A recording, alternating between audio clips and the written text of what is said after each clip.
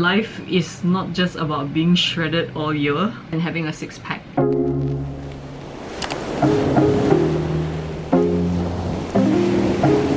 Hi guys, welcome back to my channel. If you're new here, my name is Angelica, or you can call me Angel. My channel is all about fitness, health and wellness, so if that's what you're interested in, please do subscribe to my channel. Press the notification bell so that you won't miss any of my videos. Just to put out a disclaimer, I'm not a medical or health professional. I'm not here to tell you what to do. I'm just here to share with you my experience and what worked for me, and I hope that this video can help at least some of you out there.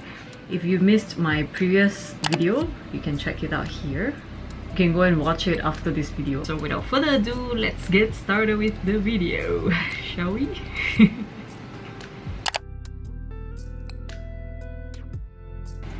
Number one, you don't have to be overly strict with your diet, but at least be careful and be mindful of your choices of food and have a more flexible diet. A flexible diet means have a balance between some healthy foods as well as your snacks, food that makes you happy.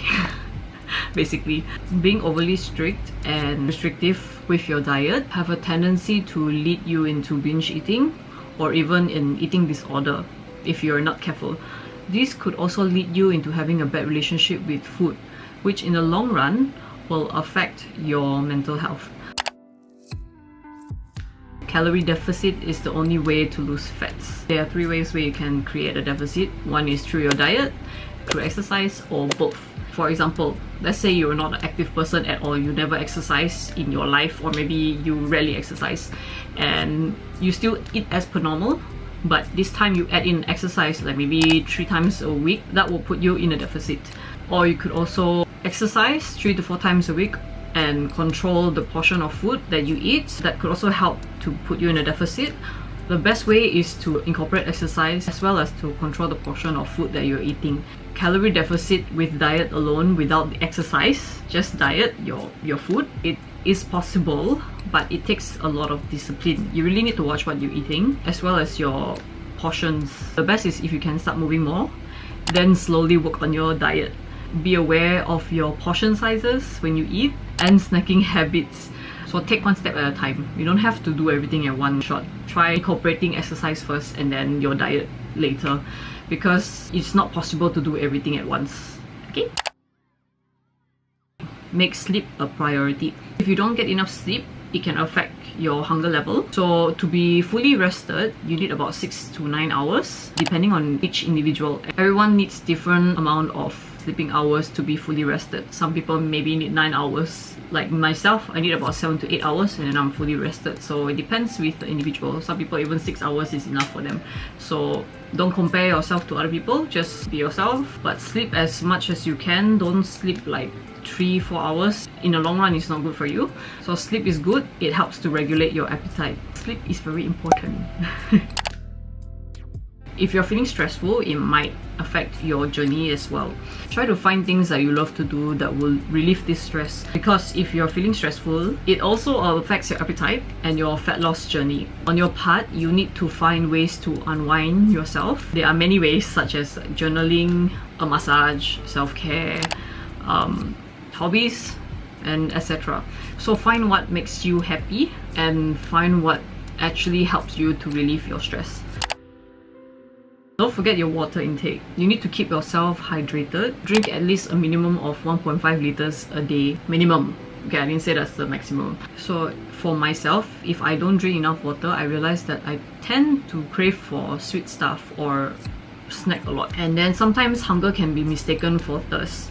Unless you still feel hungry after drinking water, then that means that you are actually hungry. So please go and grab a bite and please eat. Don't neglect your hunger cues, because I know that there are people out there who say that to curb your hunger, you need to drink water. That's not the way to go. If you're hungry, means you're hungry. Your body is smart, it knows how to tell you when you're hungry and when you're full. So don't listen to these people. If you're really hungry after a glass of water, go and eat. Okay? And also, did you know that water retention can be caused by dehydration? So drink your water. Another point is don't compare your journey to another person. So your journey is unique to you. Your schedule, your lifestyle is different from everyone. Everyone is in a different phase of life and in a different pace. So stop comparing, focus on your own journey and focus on you and be consistent in your own journey. Don't be too obsessed with the number on the scale. You are not defined by your weight alone. You are so much more than that. The number on the scale will fluctuate every day. Actually, like every few hours it also fluctuates. So don't be too obsessed with it.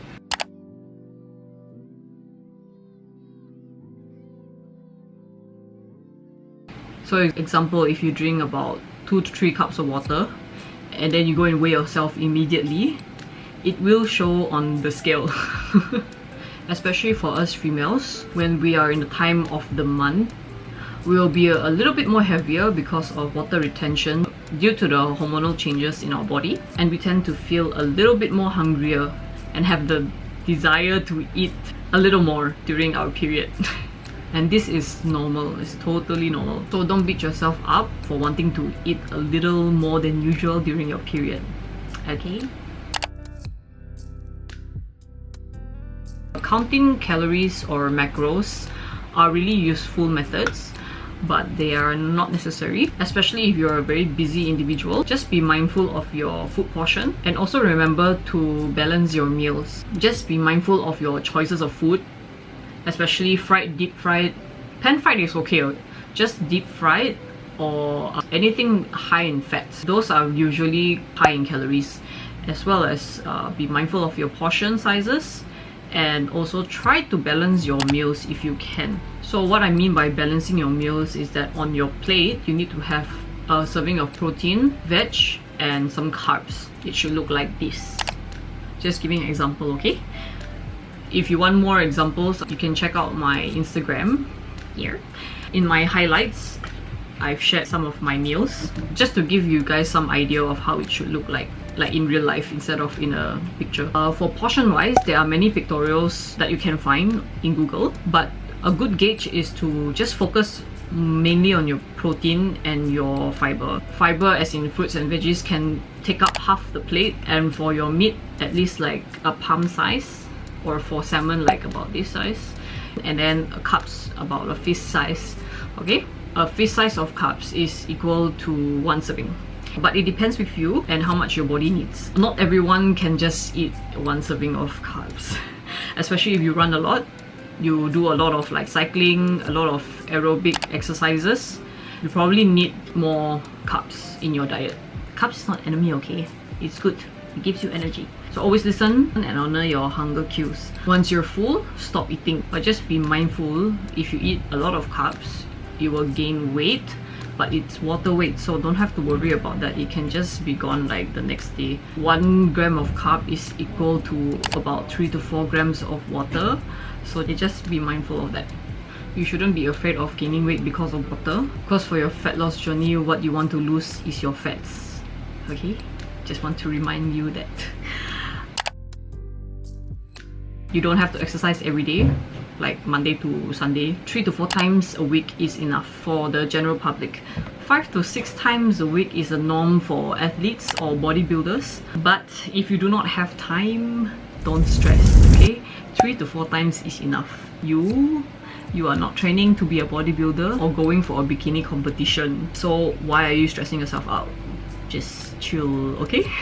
Life is not just about being shredded all year and having a 6-pack. You should live your life and also enjoy yourself. Life should always be about balance.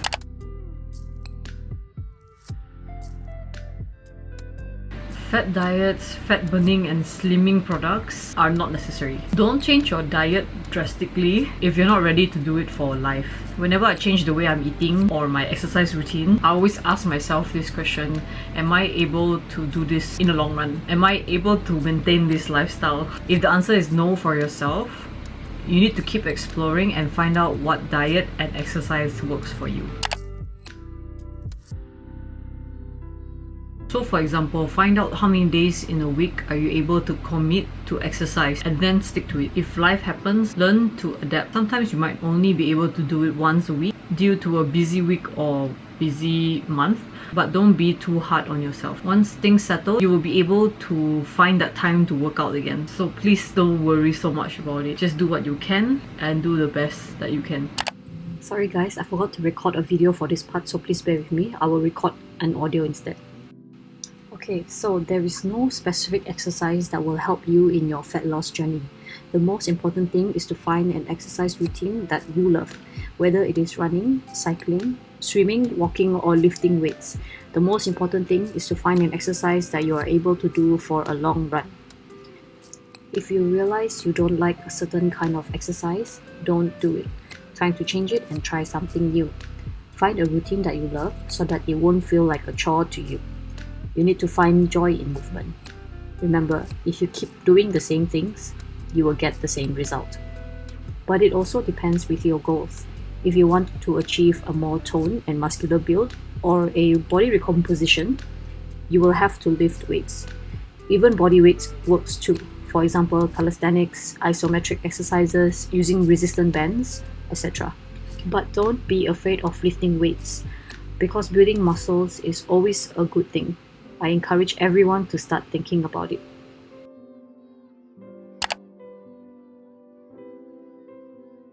How you speak to yourself matters. It's important for you to get into the right headspace when you're in a fat loss journey. Don't put yourself down. You are capable of doing so many things. The moment you tell yourself you can do it, you will be able to do it. And also, don't start your journey because you hate your body or you hate how you look. You need to be in the correct headspace. If not, you will be doing it for all the wrong reasons and your journey will feel like a chore. Exercise because you know that it is good for you, it's good for your health, and it makes you feel good. Losing weight is just a bonus at the end of the day. Being in the right mindset will set you up for success in the long run. Another thing that I love to preach is to not rush into things. Take one step at a time. Make small goals each week, stick to it, do well in it, and add another small goal. Slow progress is always good. Losing weight fast doesn't mean that it's good. You may gain it fast as well. So slow and steady wins the race. There's no rush to it, and it's also not healthy to drop your weight drastically. Another thing is, don't expect to see changes in 1 month. Be consistent and treat this journey as if it does not have a deadline. Your journey does not end when you reach your goal. The end goal is to be able to maintain it and live a healthier lifestyle. You're going to do it for a whole lifetime. So stop giving yourself deadlines to reach your goals. And the last thing I would like to share is, in life, you will experience different phases. And remember that that is okay. It is only normal. Some weeks or months are better, some are worse. You may lose track while on your journey, but once you find the opportunity to get back on your 2 feet again, start where you last left off and continue to be consistent. So that's all of my tips for today. The main takeaway I have for you guys is this. Enjoy what you're doing, your exercise routine, enjoy your meals, enjoy life. Don't forget to have a great time when you're eating out with your family and friends. Life is not just about eating chicken, broccoli and rice. All the best in your journey. Until next time, thank you for watching.